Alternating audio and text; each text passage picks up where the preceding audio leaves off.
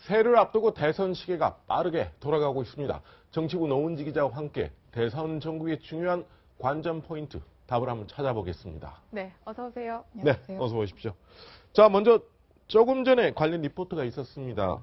최석호 기자의 단독 리포트였는데 네. 4년 전이죠. 지난 대선 때만 해도 거의 안철수 전 대표는 돌풍이었습니다. 안철수 현상이라고까지 했고. 근데 지금 지지율이 참담한 수준이다. 이렇게 떨어졌죠. 네, 어제 발표된 여론조사 결과만 봐도 알 수가 있는데요. 안철수 전 대표의 지지율은 5.7%로 야권 후보 중에는 문재인 전 민주당 대표 그리고 이재명 성남시장 이어서 세 번째를 차지를 했고요. 그리고 반기문, 황교안 권한대행보다도 낮으니까 5위를 기록을 했습니다.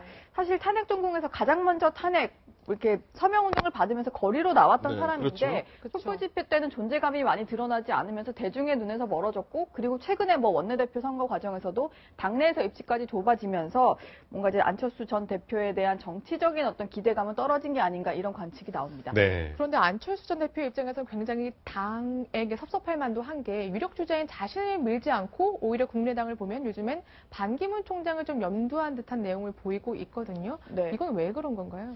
일단은 그 당내 의원들조차도 지지율도 떨어지고 있고 안철수의 리더십에 좀 의구심을 갖고 있는 사람들이 많다 보니까 안철수로 대선 승리할 수 있겠느냐 이런 여론이 좀 조성이 될 것 같고요. 그리고 안철수 전 대표가 사실 호남에 대한 관심이 좀 부족하다 보니까 거기에 대한 이제 불만들이 좀 많이 생긴 경우가 있는데 국민의당 같은 경우에는 사실 호남을 기반으로 원내 교섭단체가 된 정당입니다. 그렇죠. 그렇기 때문에 호남을 외면해서는 안 됐었는데 총선 이후에 안 전 대표 같은 경우에는 호남에 신경을 쓰지 않고 있다 이런 얘기가 줄곧 나왔고요.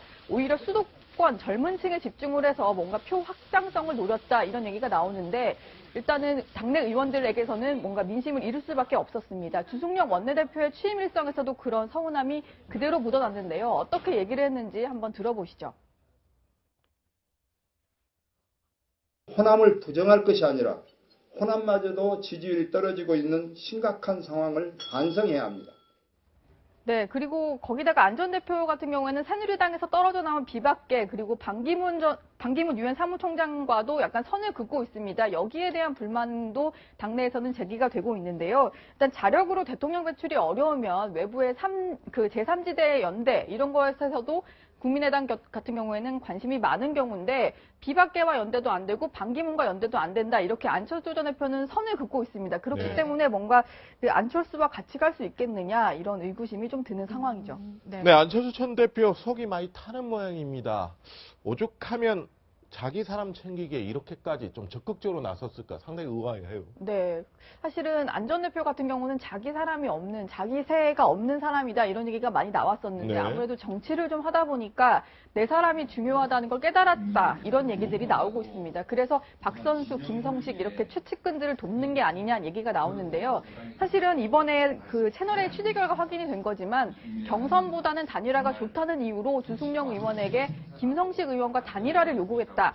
사실상 김 의원을 위해서 주승용 의원에게는 포기를 해달라 종용한 셈인데 그런 요구를 했음에도 불구하고 당내 의원들은 주승용, 조배숙 이 두 조를 뽑았거든요. 그렇기 때문에 안 의원으로서는 입지가 더 좁아졌다고 볼 수밖에 없고 그렇기 때문에 연말연시 일정도 사실 대선 주자 같은 경우에는 지금이 사실 피크라고 할 수가 있잖아요. 근데 모든 일정 취소를 했고 신년사조차도 발표를 하지 않았고 지금 어디서 뭘 하는지 모르겠지만 일단 칩거에 들어간 그런 상황입니다. 뭐 향후 어떻게 메시지를 낼지 고민을 한다고는 하는데 지금 좀 살펴보면은 박선숙 의원도 그렇고 김수민 의원의 어떤 그 홍보비 리베이트 사건이 내년 1월 11일에는 1심 재판 결과가 나올 예정이거든요. 그런데 지금 이제 검찰이 실형을 구형한 상태이기 때문에 그 재판 결과가 나오면 오히려 안철수 전 대표 입장에서는 리더십이 조금 더 크게 타격을 입을 수밖에 없는 그런 상황입니다. 네, 이제 개혁 보수 신당의 유승민 의원 얘기 좀 해볼게요. 요즘에 굉장히 나름 광폭 행보를 보이고 있는데 그에 비해서 굉장히